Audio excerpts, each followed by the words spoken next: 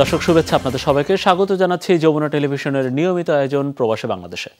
বিশ্বের বিভিন্ন প্রান্তে থাকা প্রবাসীদের খবরাখবর নিয়ে আপনাদের সাথে আছি আমি মনিরুল ইসলাম।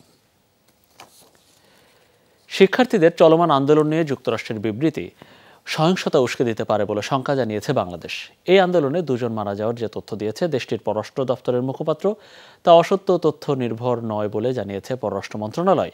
মার্কিন মুখপাত্র ম্যাথিউ মিলারের এমন বক্তব্যে বাংলাদেশ ক্ষুব্ধ ও হতাশ বলে জানিয়েছেন ঢাকার মুখপাত্র সেহেলি সাবরিন। কোটা সংস্কার নিয়ে এ দফার আন্দোলন চলছে 1 জুলাই থেকে। 2 সপ্তাহ পর সেই আন্দোলনে সহিংসতার ঘটনা। সোমবারের সংঘর্ষে ঢাকা বিশ্ববিদ্যালয়ে আন্দোলনকারীদের 2 শতাধিক এবং ছাত্রলীগের শতাধিক আহত বলে দাবি তাদের। এরই মধ্যে সামাজিক যোগাযোগ মাধ্যমে গুঞ্জন ছড়ায় মারা গেছে 2 জন। মার্কিন পররাষ্ট্র দপ্তরের নিয়মিত ব্রিফিংয়ে এই আন্দোলন নিয়ে প্রশ্ন আসলে পরিস্থিতি পর্যবেক্ষণের পাশাপাশি 2 জন নিহতের ঘটনায় উদ্বেগ জানান মুখপাত্র Matthew Miller. We are aware of and are monitoring reports of widespread student protests in Dhaka and around Bangladesh that have killed 2 and attacked and injured hundreds. Dhaka এবং বাংলাদেশের বিভিন্ন জায়গায় বিক্ষোভ এবং তাতে 2 জনের মৃত্যুর বিষয়টি আমরা অবগত। আমরা গভীরভাবে তা পর্যবেক্ষণ করছি। মত প্রকাশের স্বাধীনতা এবং শান্তিপূর্ণ সমাবেশ গণতন্ত্রের জন্য অপরিহার্য। শান্তিপূর্ণ আন্দোলনের উপর যে কোনো সহিংসতার নিন্দা জানাই। ওয়াশিংটনের এমন বক্তব্যে ভীষণ হতাশ ঢাকা। পররাষ্ট্র মন্ত্রণালয় বলছে, ভুল তথ্যের উপর ভিত্তি করে এমন বক্তব্য সংকট বাড়াতে পারে। Where he made unsubstantiated claims of at least 2 deaths. 2 জন মারা যাওয়ার যে দাবি করেছেন ম্যাথিউ মিলার তা ভিত্তিহীন এবং অসত্য। যাচাই বাছাই ছাড়া এমন বক্তব্য সহিংসতাকে আরও উস্কে দিতে পারে। পাশাপাশি শান্তিপূর্ণ পরিবেশ বজায় রাখতে সরকারের যে প্রচেষ্টা সেটাকেও অসম্মানিত করা হয়। To allow non-violent protest or movement. সরকারি চাকরিতে থাকা 56% কোটা নির্বাহী আদেশে 2018 সালে বাতিল করে সরকার। সম্প্রতি আদালতের রায়ে আবারও তা পুনর্বহাল হওয়ায় যৌক্তিকভাবে তা নির্ধারণের দাবিতে চলমান এই আন্দোলন। মাহফুজ মিশু, যমুনা নিউজ, ঢাকা। প্রধানমন্ত্রীর চীন সফরকে অসাধারণ সাফল্য হিসেবে উল্লেখ করেছেন বাংলাদেশে নিযুক্ত চীনের রাষ্ট্রদূত ইয়াও ওয়েন। বিকেলে দূতাবাসে প্রধানমন্ত্রীর চীন সফর নিয়ে সংবাদ সম্মেলনে রাষ্ট্রদূত 2 দেশের সম্পর্ক আরও গভীর হবে বলে আত্মবিশ্বাস প্রকাশ করেন। এ সময় $5 বিলিয়ন ঋণ সহায়তা প্রসঙ্গে রাষ্ট্রদূত বলেন, বিষয়টি নিয়ে আলোচনা হয়েছে, তবে দুপক্ষকে পারস্পরিক সমঝোতায় আসতে হবে। পরে যে অর্থনৈতিক সমঝোতা হয়েছে সেটাও 2 বিলিয়নের মতো, সেটা নিয়েও আশাবাদ প্রকাশ করেন তিনি। সফরে আলোচনা হয়েছে রোহিঙ্গা সংকট সমাধানেও। তবে এটি শুধু চীনের বিষয় না, আসিয়ান সহ আন্তর্জাতিক সম্প্রদায়কে এগিয়ে আসতে হবে সংকট সমাধানেও। ইয়াও ওয়েন বলেন, মুক্ত বাণিজ্য চুক্তি নিয়ে খুব তাড়াতাড়ি আনুষ্ঠানিক আলোচনা শুরু হবে। বাণিজ্য বৈষম্য কমাতে সম্পর্ক আরও গভীর করতে আগ্রহী চীন। এছাড়া ডিজিটাল অর্থনীতি, অবকাঠামো, কৃষি, মিডিয়াতে সংস্কৃতি ও পর্যটনের সহযোগিতা বাড়বে 2 দেশের মধ্যে। অসাধারণ সাফল্যের এক সফর করেছেন প্রধানমন্ত্রী শেখ হাসিনা। শীর্ষ পর্যায়ের দ্বিপাক্ষিক আলোচনায় অর্থনৈতিক সহায়তা বৃদ্ধি, রোহিঙ্গা সংকট সমাধান সহ বেশ কিছু গুরুত্বপূর্ণ বিষয়ে আলোচনা হয়েছে। রোহিঙ্গা সংকট সমাধানে শুধু চীন নয়, সহযোগিতা প্রয়োজন আসিয়ান, ভারত ও জাতিসংঘ থেকেও। এছাড়া আগামী বছর 2 দেশের সম্পর্কের 50 বছর উদযাপনেও ব্যাপক কর্মসূচি রয়েছে আমাদের। মধ্যপ্রাচ্যের দেশ ওমানের মরুভূমির বুকে প্রাকৃতিক সৌন্দর্যের এক টুকরো লীলাভূমি ওয়াদি বানি খালিদ। ধুধু বালুরাশির মধ্যে অপার্থিব সৌন্দর্যের গিরিখাদের দেখা মিলবে অঞ্চলে, যা স্বচ্ছ জলধারায় গা ভাসিয়ে শৈশবে ফিরে যান পর্যটকরা। কর্মব্যস্ততার মাঝে সময় করে নৈসর্গিক এই লেকগুলোতে ভিড় করেন প্রবাসীরা। বিস্তারিত জানবো আমাদের সহকর্মী মোহাম্মদ রফিকুল্লাহর পাঠানো প্রতিবেদনে। উত্তপ্ত বালুরাশির মাঝে একটু শীতলতার খোঁজে প্রবাসীরা। কেউ পরিবার নিয়ে, কেউ বা আবার দল বেঁধে ঝাঁপ দিচ্ছেন পানিতে। মরুর দেশ ওমানের ওয়াদি বানি খালিদের দৃশ্য এটি, যার গিরিখাতগুলো প্রতিনিয়তই মুখরিত হয় হাজারো মানুষের পদচারণায়। শত কর্মব্যস্ততার ভিড়েও একটুখানি প্রশান্তির নিঃশ্বাস ফেলতে অঞ্চলটির স্রোতধারা দেখতে ছুটে যান প্রবাসীরা। সাক্ষী হন অপরূপ সৌন্দর্যের। স্বচ্ছ নীল জলধারায় লাফ দিয়ে পর্যটকরা মুহূর্তের জন্যই ফিরে যান শৈশবে। এখানে অনেক গরম পড়তেছে, এরকমের মধ্যে ঠান্ডা পানিগুলো অনেক ভালো লাগতেছে। আলহামদুলিল্লাহ, অনেক ভালো লাগে। আমরা তো এখানে আরো আগে আসছি, এখানে অনেক মানুষ আসে অনেক দূর থেকে। এখানে সবাই সাঁতার কাটতেছে, ফল দিচ্ছে, খানা খাচ্ছে, এগুলো করে টাইম পাস করা যায় ফ্যামিলির সাথে। পরিবার পরিজনহীন ভিন দেশে একাকী সময় কাটালেও মরুর বুকে প্রাকৃতিক সৌন্দর্যের এই লীলাভূমি দেখে অনেকেই ফিরে পান নতুন করে কাজ করার স্পৃহা। এখানে আসি অনেক মজা লাগলো, মনে হচ্ছে বাংলাদেশের ঐতিহ্য সবকিছু বাংলাদেশের মতো, এখানে দেশের মতো একটা ফিল পাইতেছে। এখানে এসে গোসল করা যাচ্ছে, ওয়েদার ভালো, ঠান্ডা লাগতেছে, মাঝখানে তো অনেক গরম। কেউ যদি সাঁতার না জানে এটা এখানে পানিতে নামা উচিত না, সরকারের নিষেধ আছে। গুরুত্বপূর্ণ পর্যটন স্পট খ্যাত এলাকাটি ঘিরে রয়েছে ব্যাপক নিরাপত্তা, যাতে খুব সহজে নিরাপত্তার সাথে অবসর সময় কাটান পর্যটকরা। বিনোদনের জন্য অনন্য একটি স্থানে পরিণত হয়েছে জায়গাটি, দাবি পর্যটকদের। আমরা পরিবার পরিজন বন্ধু বান্ধব আত্মীয় স্বজন সবাইকে নিয়ে আসছি এখানে। আমরা অনেকবার আসছি, মোটামুটি আমাদের খুব ভালো লাগে, জায়গাটাও খুব সুন্দর, চতুর্দিকে পাহাড়, মাঝখানে লেকটা। তবে ওয়াদি বাণীখালীদের গিরিখাতে নামতে হলে মানতে হবে কিছু নিয়ম। যারা সাঁতার জানেন না তাদের ব্যবহার করতে হবে লাইফ জ্যাকেট, যার ব্যবস্থা রয়েছে সরকারিভাবেই। কেবল সূর্যাস্ত পর্যন্তই থাকা যায় স্থানটিতে। অনিক রহমান, যমুনা নিউজ।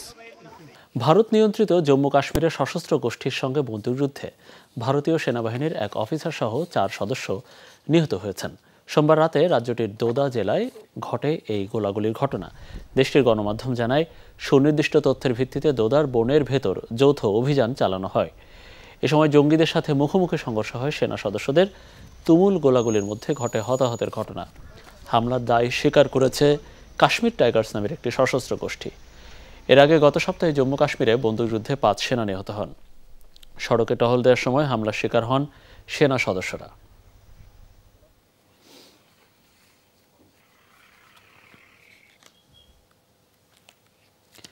ওমানের একটি মসজিদ প্রাঙ্গণে বন্দুকধারীদের এলোপাথারি গুলিতে 4 জনের মৃত্যু হয়েছে। এই ঘটনায় আহত হয়েছে আরও বেশ কয়েকজন।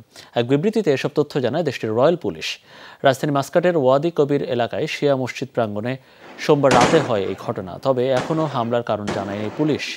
নিহতদের মধ্যে 2 জন পাকিস্তানি বলে জানিয়েছে কর্তৃপক্ষ।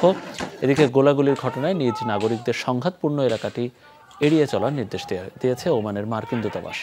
দেশটিতে এমন সহিংসতার ঘটনা বেশ বিরল।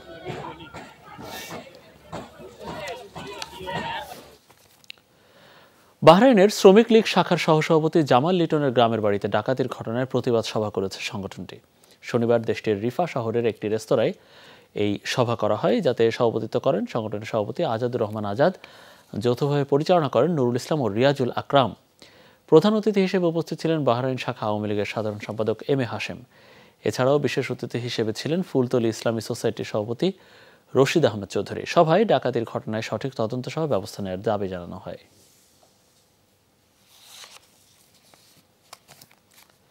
ডোনাল্ড ট্রাম্পের কঠোর সমালোচক হিসেবে পরিচিত জেমস ডেভিড ভ্যান্সি ভাইস প্রেসিডেন্ট পদে পেলেন চূড়ান্ত মনোনয়ন।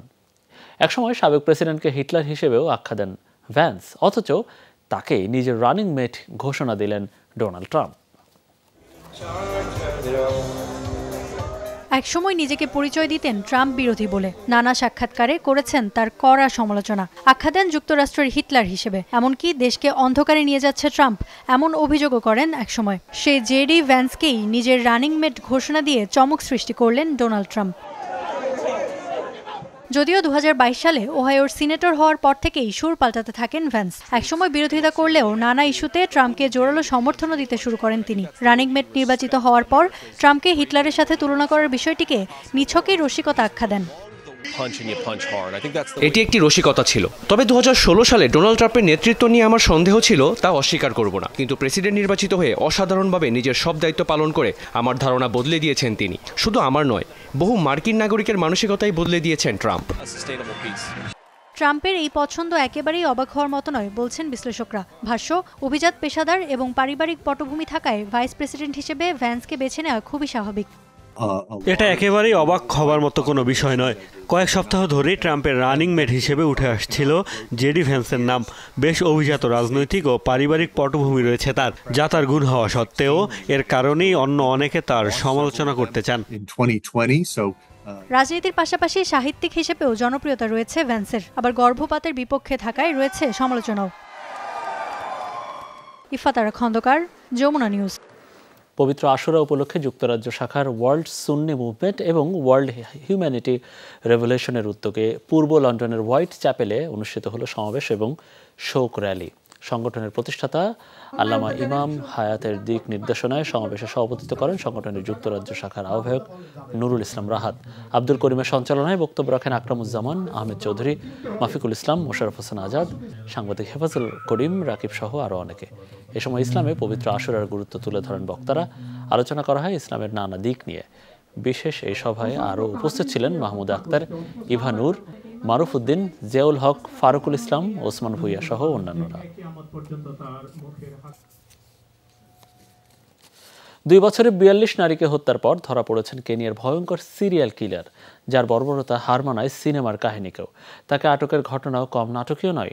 নিখোঁজ একজনের স্বজনের দাবি, তিনি স্বপ্নে এক ময়লার ভাগাড়ের খোঁজ পেয়েছেন। অবিশ্বাস্য মনে হলেও সেখান থেকে উদ্ধার করা হয়েছে 9টি মরদেহ। এমন চাঞ্চল্যকর সিরিয়াল কিলিংয়ের ঘটনায় শুরু হয়েছে তোলপাড়। শেষ পর্যন্ত পদে থেকে বাধ্য হয়েছেন কেনিয়ার পুলিশ প্রধান। আফ্রিকার দেশ কেনিয়ার রাজধানী নাইরোবির মুকুরু বস্তির পাশের এই ময়লার ভাগাড় থেকে উদ্ধার করা হয়েছে একে একে 9 নারীর ছিন্ন ভিন্ন মরদেহ। এরপর থেকেই দেশটিতে তৈরি হয়েছে ব্যাপক চাঞ্চল্য।